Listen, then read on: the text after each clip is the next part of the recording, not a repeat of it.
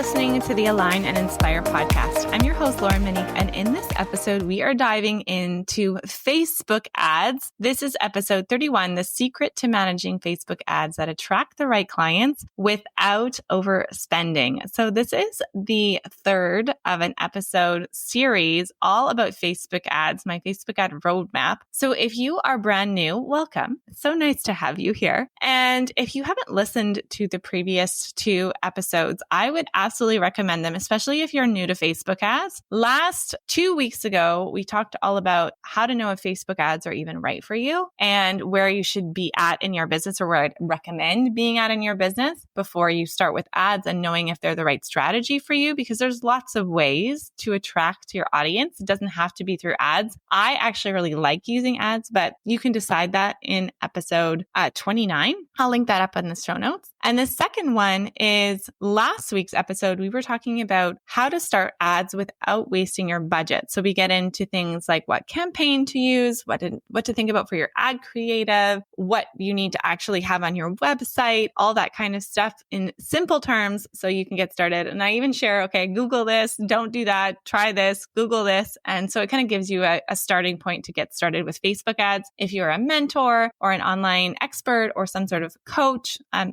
those are great episodes to start with. In this episode, though, I am going to assume that you have some ads running and you're going, okay, now what? How do I know that they're working? How do I manage them? How do I optimize? Because people talk about making your ads, like optimizing your ad spend, all that kind of stuff. What do I do now? I see money that I'm spending. Am I doing it right? So in this episode, we're going to talk about how much to spend on ads, like how to know where your ads should be spent, and what to do if your ad spend is really freaking you out, because that was my experience. How to know if your ads are working and which ones to keep and which ones to turn off. So what to be managing. So let's dive in, because I want to make this episode super tactical for you. So the first thing to think about is how much should you be spending on ads, and what is an appropriate quote unquote ad spend. Okay. So that is going to be very like what a strong, we call it cost per lead. Okay. CPL. Cost per lead is how much is each lead costing you. And that's going to be really different on every business, but I can give you some ideas on where to start with. So to know how much you should spend on ads, let's start there. Really, that's going to be personal and up to you and where your business is at. Okay. So for me, I'm a person that takes calculated risks. I do take risks. I am an entrepreneur, of course, as are you. I'm guessing if you're an entrepreneur, you're okay with taking some risks, but I'm not a huge, like massive risk taker. So I like to personally go slow. That's my style. I want it to start slow. And so you can start like that. But if you're like, you know what, I trust myself, I know I can do this, and you want to go bigger, by all means, like there's no kind of right or wrong. So when I started and I was doing freebies, so ads to a free resource or an opt-in, I started at $5 Canadian. So that's like, I don't know, $3 American per day. And then I slowly increased over time. When I was doing master classes for teachers and for entrepreneurs, I pushed myself to try and spend as much as one sale, because then if I spend as much as one sale is worth to me and I get one sale back, I've broken even. So that's my goal, because when you're going to, not to a freebie, but to a workshop or a masterclass, webinar, or whatnot, you need to get enough volume for it to actually be worth your while, right? Like it's a numbers game. You need to have enough people there. So that's why I wanted to spend a little bit more to try that out. But I had already had some experience, a fair bit of experience doing to freebies. So if it's your first time and you just want to do it to a freebie, $5 a day is good and you can always increase, but it's really like your comfort level. Things that I would say to think about is to know how much is it worth it for you to spend on a lead. So there's a few different ways to think about this. To keep it simple, when I was working, like when my funnel previously was with teachers and I had an ad to a freebie, and then eventually they became a client they maybe came to some trainings or a training or a discovery call with me or whatnot. They were coming in just to see one of my free resources, right? And so I wanted to make sure that over time, I was spending less than I made. So I wanted to at least break even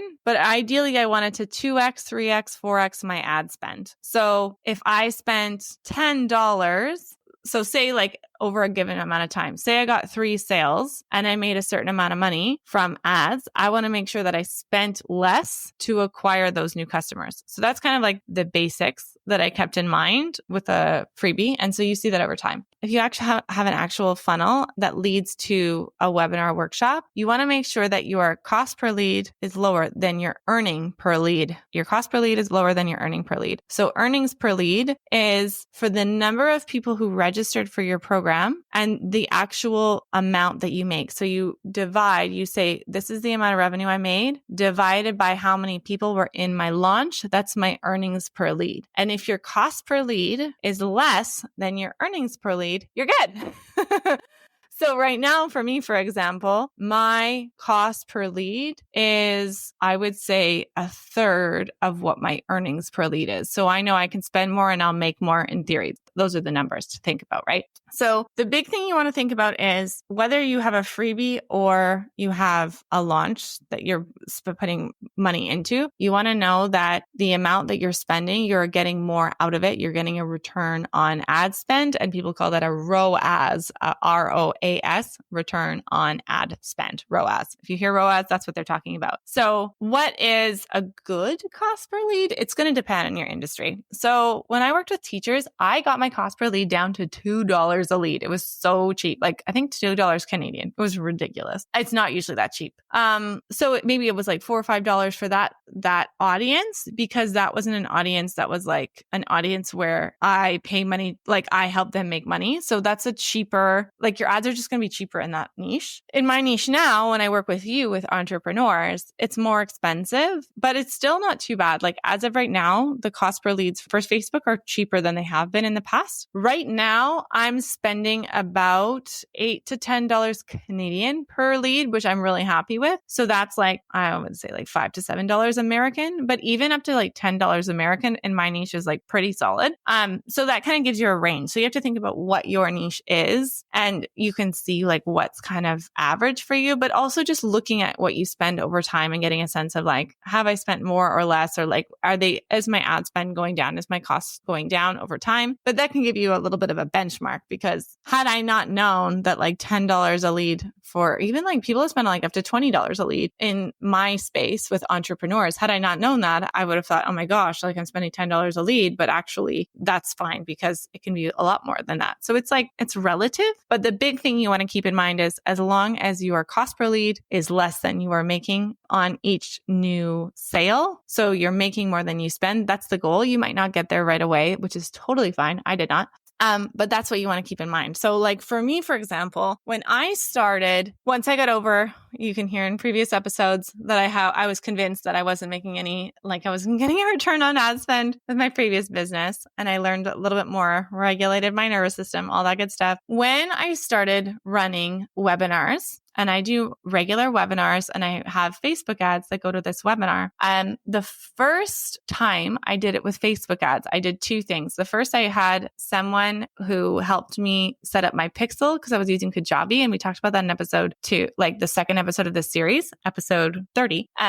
What to do with pixels. And so I knew I could set up pixels for lead pages. I was using Kajabi at the time. So I hired someone to help me with my pixel. And then I also hired her. So she was from Fiverr. I watched her how she managed my ads campaign for 2 weeks. And that really gave me a super strong, solid foundation of how I can run my ads. So that first time I hired someone, spent money on having her set up my pixel and set up my ads, run my ads for me. And then I also spent money on the ads to this webinar, and I made absolutely 0 sales. So I was like, oh my gosh, I spent like thousands of dollars at this point and I have not made any sales, which unfortunately I think like that can happen.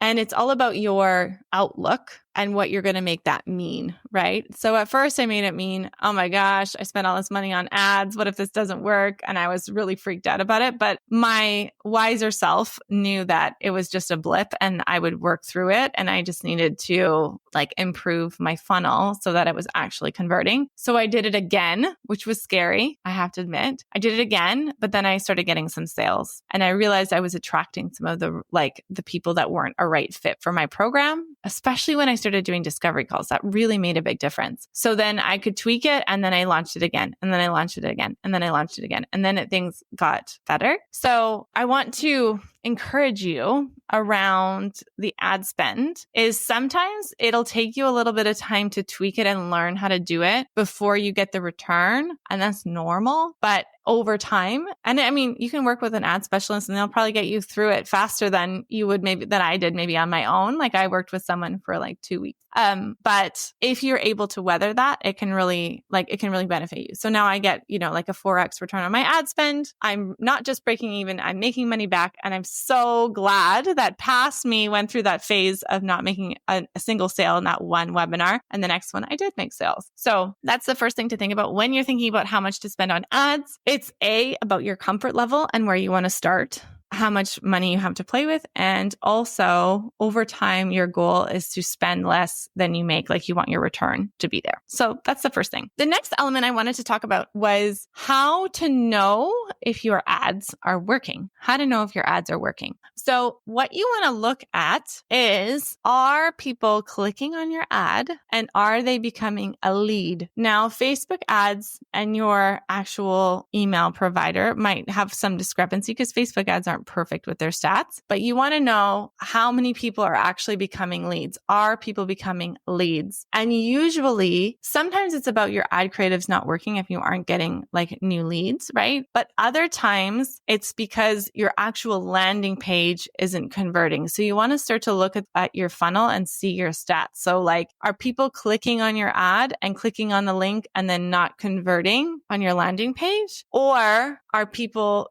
like just not even stopping and not even clicking on your ad and it's not going anywhere? So you want to see where, like, what people's actions are, because maybe you're getting a lot of traffic to your landing page, but it's not converting. So you want to look at your conversion rate, right? So for me, for a landing page, I'm looking at, I think if it's over 30%, I'm pretty happy with that for a Facebook ad. Usually, like right now, my masterclass landing page is converting at 36%. So I'm like, perfect. That's great. I'm happy with that. I can always improve it, of course, but like that feels good to me. So I know that that's like people are seeing my ad, they're clicking on it and they're registering for my workshop. Then you want to see from there, are they consuming your content? So if you have a freebie, are they looking at your emails? Are they starting to engage with things? Are they coming to future things for them to get to know you? Like, are they clicking on your links? Are they coming to trainings? Are they listening to your podcast or going to your Instagram? Are they engaging with you? And are they becoming a client? Or do they sign up for your thing and then never look at your ad, like look at your email list again, and they're like basically cold? So you want to start looking at that. Like, are they engaging? Are they becoming leads? And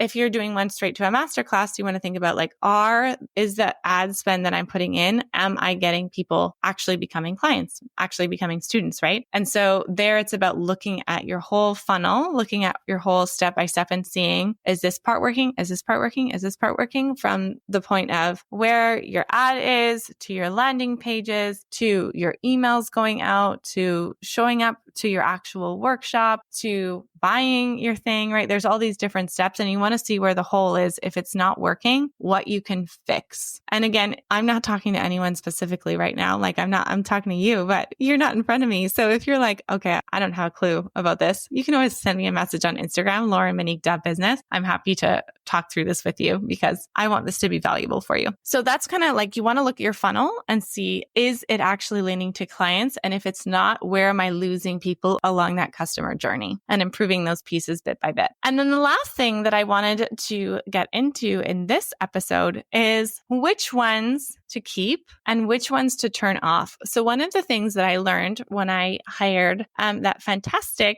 Facebook ads specialist from Fiverr was how she started to look at which ads to keep and which to turn off. So what we're looking at is like your ad creative and even your text, but like which ads. The thing I do is I keep it really simple. I look at like which ads are going well and which ones aren't. So I'll look in my ad set. So I think it's the ad set. It's the third, when you're looking at your ads manager, you'll see like the campaign, the audience, I believe, if I'm saying the words right. And then the last one's like the ads themselves, right? And I want to look at which ads are performing the best. So I like to look at, first off, what is my lowest cost per lead?